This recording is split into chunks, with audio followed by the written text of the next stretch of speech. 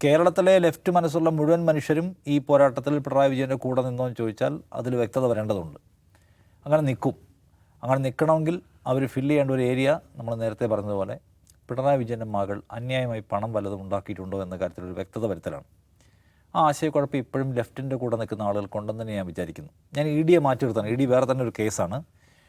പിണറായി വിജയൻ്റെ മകൾ അന്യായമായി അച്ഛൻ്റെ ഭരണകാലത്ത് പണം ഉണ്ടാക്കിയോ എന്നുള്ള ക്വസ്റ്റ്യൻ ഇനി ആൻസർ ചെയ്യപ്പെട്ടിട്ടില്ല.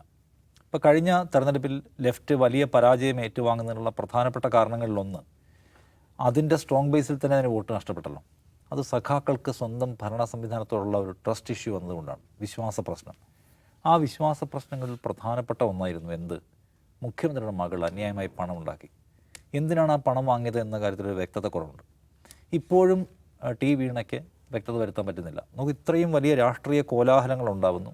അച്ഛനും അച്ഛൻ്റെ പാർട്ടിയും എല്ലാം വലിയ തോതിൽ തെരുവിൽ കിടന്ന് തല്ലുകൊള്ളുകയോ കേസിൽ പെടുകയോ, ഇപ്പോൾ 5 പേരെ കൊണ്ട് അറസ്റ്റ് ചെയ്തു. എന്നിട്ടും അവർക്ക് അതിൽ വ്യക്തത വരുത്താൻ കഴിയുന്നില്ല. ഇപ്പോൾ സീരിയസ് ഫ്രോഡ് ഇൻവെസ്റ്റിഗേഷൻ ഓർഗനൈസേഷൻ എന്ന് പറയുന്ന SFIO കോടതിയിൽ കൊടുത്ത റിപ്പോർട്ട് എടുത്ത് വായിച്ചു നോക്കിയാൽ നമുക്കൊരു കാര്യം മനസ്സിലാവും. അവർ പറയുന്നത് വീണയുടെ തന്നെ മൊഴിയിൽ സർവീസൊന്നും കൊടുത്തിട്ടില്ല, കൺസൾട്ടൻസി കരാർ മാത്രമേ ഉള്ളൂ എന്ന് അവർ പറയുന്നുണ്ട് എന്നാണ്. അപ്പോൾ സർവീസൊന്നും കൊടുത്തിട്ടില്ല എന്നും മാത്രവുമല്ല, ആ റിപ്പോർട്ടിൽ പറഞ്ഞൊരു ശ്രദ്ധേയമായ ഭാഗമുണ്ട്. അറ്റ്ന കൺസൾട്ടൻസി എന്ന് പറയുന്നൊരു കമ്പനിയുമായിട്ട് ശരിക്കും ഈ ജോലി ചെയ്യാൻ CMRൽ കരാറുണ്ടാക്കിയിട്ടുണ്ട്. അവർ വളരെ കുറഞ്ഞ തുകയ്ക്ക് ഈ പണിയെടുത്ത് കൊടുത്തിട്ടുണ്ട്. മൊത്തം 5 ലക്ഷം രൂപയിൽ താഴെ പരിപാടിക്ക് മൊത്തം ഈ കൺസൾട്ടൻസി ഏർപ്പാടുകളും കാര്യങ്ങളും എല്ലാം അവർ ചെയ്തു കൊടുത്തു. ഇതേ കാര്യം ചെയ്യാൻ വീണയുടെ എക്സലോജിക്കുമായി കരാറുണ്ടാക്കുകയും ആ കമ്പനിക്ക് 1,72,00,000 രൂപ കൊടുക്കുകയും ചെയ്തു. ആ പണം ഉപയോഗിച്ചുകൊണ്ട് വീണ അവരുടെ സാമ്പത്തികമായ ബാധ്യതയെല്ലാം തീർത്തു. ഈ കരാറുണ്ടാക്കുന്ന തൊട്ട് മുമ്പ് 65 ലക്ഷം രൂപ നഷ്ടത്തിൽ ഓടിക്കൊണ്ടിരുന്ന ആകപ്പാടെ പ്രയാസത്തിലായിരുന്ന ഒരു കമ്പനിയായിരുന്നു വീണയുടെ കമ്പനി. അങ്ങനെ ഇരിക്കെ CMRൽ നിന്ന് അവർക്കൊരു കോൺട്രാക്റ്റ് കിട്ടുന്നു. ആ കോൺട്രാക്റ്റ് വഴി പണം കിട്ടുന്നു. പണം കിട്ടുമ്പോൾ അവരെന്ത് ചെയ്യുന്നു? അവരുടെ എല്ലാ സാമ്പത്തിക ബാധ്യതകളും തീർക്കുന്നു. ചെയ്തു വല്ലതും കൊടുത്തു ചോദിച്ചാൽ ഇല്ല. എന്നാൽ ആ മിനിമൽ ആവശ്യങ്ങൾ ഉണ്ടായിരുന്നു CMRലിന്. അത് ചെയ്തു കൊടുത്തത് അറ്റ്ന കൺസൾട്ടൻസി എന്ന് പറയുന്ന കമ്പനിയാണ്. ഈ താരതമ്യം ഈ റിപ്പോർട്ടിനകത്ത് എടുത്ത് കാണിക്കുന്നുണ്ട്. പോരെ, ആ ഭാഗം വിശദീകരിക്കണ്ടേ? ആ ഭാഗം വിശദീകരിക്കുന്നെങ്കിൽ ഇപ്പം എല്ലാവരും ചോദിക്കുന്ന കാര്യമുണ്ട്, പിണറായി വിജയൻ എന്ത് തിരിച്ച് ചെയ്ത് കൊടുത്തു? തിരിച്ച് ചെയ്ത് കൊടുത്തതിന് ഒരു തെളിവുമില്ല. അപ്പോൾ അഴിമതി നടന്നു പറയാൻ ഒരു നിർവാഹവുമില്ല. ഇപ്പം നിർവാഹമില്ലെന്ന് വെച്ചാൽ ഒരു ഭരണകൂടം ഭരിച്ചുകൊണ്ടിരിക്കുമ്പോൾ ഉപദ്രവമൊന്നും ഇല്ലാതിരിക്കാനും പൈസ കൊടുക്കാം. ഒന്നും ചെയ്യണ്ട, ഉപദ്രവിക്കാതിരിക്കാൻ. കാരണം വളരെ ഇല്ലീഗലായിട്ട് പല കാര്യങ്ങളും ചെയ്യുന്ന സ്ഥാപനങ്ങൾക്ക് മേൽ അപകടം ഉണ്ടാവാതിരിക്കാൻ ആളുകൾ പൈസ കൊടുക്കും. സന്തോഷിപ്പിക്കാൻ പൈസ കൊടുക്കും. ഇപ്പോൾ ചില സർക്കാർ ഓഫീസിലൊക്കെ പോയാൽ നമ്മൾ ഒരു ആപ്ലിക്കേഷൻ കൊടുത്തിട്ട് നമ്മൾ ഓർക്ക് ഇന്നൊന്നും ശരിയായി കിട്ടില്ലായിരിക്കും എന്ന് ഓർക്കുകയാണ്. പക്ഷേ അന്ന് തന്നെ കിട്ടി. നമുക്കൊരു സന്തോഷം ചിലപ്പോൾ 1000 രൂപ കൊടുക്കുന്നവരില്ല. അങ്ങനെ കൊടുക്കുന്നവരുണ്ട്. സോ അതുകൊണ്ട് പല ആംഗിളിനകത്തുണ്ട്.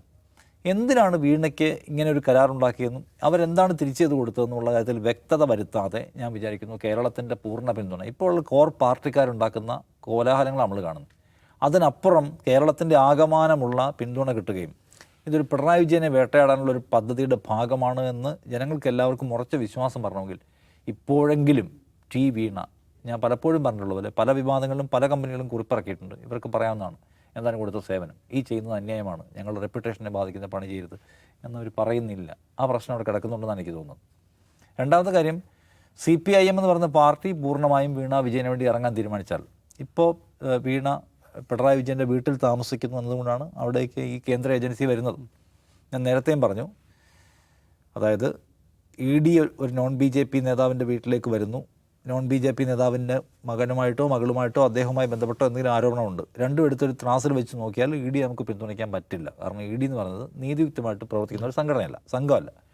പക്ഷേ ഇതിനകത്ത് പിണറായി വിജയൻ്റെ വീട്ടിലേക്ക് വരുന്നു. അതുകൊണ്ട് പിണറായി വിജയൻ്റെ വീട്ടിൽ റെയ്ഡ് നടത്തുന്നതെന്ന മറ്റുള്ള പ്രതിഷേധം വരുത്താൻ നമുക്ക് കഴിയും. നാളെ വീണ വിജയനെ അവരെന്ത് ചെയ്യാൻ വിളിപ്പിക്കാൻ പോവാണ്. അവരുടെ ഓഫീസിലേക്ക് വിളിപ്പിക്കും. അവിടെ പോയി പ്രൊട്ടസ്റ്റ് ചെയ്യാൻ CPMമാർക്ക് പറ്റുമോ? അല്ലെങ്കിൽ CPMമാർക്ക് അതിലേക്ക് അവരെങ്ങനെ പ്രവേശിക്കാൻ കഴിയും? സോ ആ റിസ്ക് എലമെൻറ്റിനെ പൂർണ്ണമായും മനസ്സിലാക്കിക്കൊണ്ട് വേണം CPM ഇതിനകത്ത് ഇൻ ചെയ്യാന്നുകൂടിയാണ് ഞാൻ പറയുക. എന്തായാലും വീണ വിജയനെ വീണയെ കാത്തിരിക്കുന്ന അത്ര സുഖകരമായ കാര്യങ്ങളൊന്നും ആയിരിക്കില്ല. ഒന്നാമത് ഇപ്പോൾ ഈ ഇഷ്ടിക എടുത്തെറിഞ്ഞത് കൊണ്ട് അവരും ഭയങ്കര അഗ്രസീവ് മോഡിലായി. അതായത് എത്രയും പെട്ടെന്ന് ഇവരെ ബുദ്ധിമുട്ടിക്കാന്നുള്ള മൂഡിലേക്ക് അവർ മാറിയിട്ടുണ്ട്. ഹൈക്കോടതിയിൽ അവരെന്തൊക്കെയോ പേപ്പർ എഴുതി കൊടുക്കാൻ പോവാണ്, ഇവരെ ക്വസ്റ്റ്യൻ ചെയ്യാൻ പോവാണ്. സോ ഇത് കണക്ട് ചെയ്യാൻ, അപ്പോൾ ഇത് നേരത്തെ പറഞ്ഞല്ലോ എങ്ങനെയാണ് ഇത് അഴിമതിയാണെന്ന് തെളിയിക്കുക. ഈ പറഞ്ഞ 1.25 കോടി രൂപ എന്തിന് വീണയ്ക്ക് കൊടുത്തു? ഒരു കാര്യമില്ല. അവർക്ക് 1.25 കോടി രൂപ കൊടുത്തിട്ട് വൗച്ചർ എഴുതി വെക്കുക, ഇന്ന കാര്യത്തിന് ഇന്ന പൈസ ചിലവാക്കി. കള്ളപ്പണം വെളുപ്പിക്കുന്ന അങ്ങനെയാണല്ലോ, അന്യായമായുള്ള പൈസ. ഇപ്പോൾ ഇവർക്ക് തെളിയിക്കേണ്ടത് 1.25 കോടി രൂപ കുറ്റകരമായി ഉണ്ടാക്കിയ പൈസയാണെന്ന് തെളിയിക്കണം. എന്നിട്ട് ഈ പൈസ എന്ത് ചെയ്തു? വേറൊരു പേപ്പറിൽ എഴുതി വേറൊരു കരാറുണ്ടാക്കി ഒരാൾക്ക് കൊടുത്ത് അത് വൈറ്റ് മണിയാക്കി മാറ്റി. അപ്പോൾ ആ പണം ഇപ്പോൾ അവരെന്തിനൊക്കെ ചിലവഴിച്ചു, ഇതെല്ലാം ഇവർ പരിശോധിക്കുന്നതാണ്. അപ്പോൾ ഇത് തെളിയിക്കാൻ പറ്റുമോ? അന്യായമായി ഉണ്ടാക്കിയ പണം വെളുപ്പിക്കാനായിട്ട് 1.25 കോടി രൂപ വീണയുടെ കമ്പനിയുമായി കരാറുണ്ടാക്കി. ഈ സംഗതി മുഴുവൻ തെളിയിച്ചാലേ ഇത് കള്ളപ്പണമാണെന്ന് തെളിയിക്കാനും ഇ ഡിക്ക് ഇതിനകത്തൊരു സംഗതി ഫ്രെയിം ചെയ്യാനും പറ്റുള്ളൂ. ആ സങ്കീർണത അതിനകത്ത് കിടക്കുന്നുണ്ട്. പക്ഷേ എനിക്ക് തോന്നുന്നത് ഇതിൽ വീണയുടെ കമ്പനിയുമായി ബന്ധപ്പെട്ട് ചില ഷെയ്ഡി ആയിട്ടുള്ള സിറ്റുവേഷൻ അവിടെയുണ്ട്. അത് വീണ തന്നെ പരിഹരിക്കട്ടെ എന്നൊരു മൂഡ് എടുക്കാൻ CPM പറ്റണം. ഇല്ലെങ്കിൽ CPM ഇതിനകത്ത് ലോക്കായി പോകുമെന്ന് എനിക്ക് തോന്നുന്നത്. അത് ED വരുന്നത് വേറെ കാര്യം. ED അല്ല, വേറെ ഏത് ഏജൻസി അന്വേഷിച്ചാലും ഇതുവരെ നമ്മുടെ മുമ്പിൽ പുറത്തു വന്നിട്ടുള്ള വിവരങ്ങളെ വെച്ച് നമ്മൾ പരിശോധിച്ചാൽ CPM ഇതിനകത്ത് കുറച്ചുകൂടി ജാഗ്രതയോടെ സമീപിക്കണം.